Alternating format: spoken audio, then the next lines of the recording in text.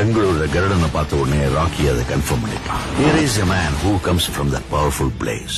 அதனாலதான் கருடனை கொல்ல வாய்ப்பு கிடைச்சும் அவனை கொல்லல, விட்டுட்டான். KGF பிடிக்க அவனுக்கு ஒரு பெரிய படையே தேவைப்பட்டுச்சு. அதனாலதான் ராக்கி எல்லாருக்கும் முன்னாடி கருடனை கொன்னான். பாக்குறவங்க நெஞ்சில தைரியத்தை விதைச்சு படை வீரர்களா மாத்தினான்.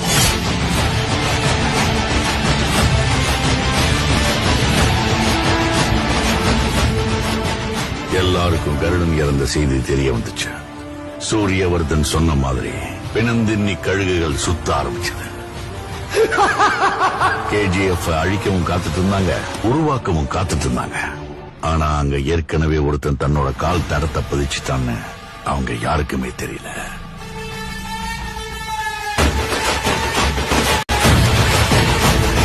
Powerful people come from powerful places.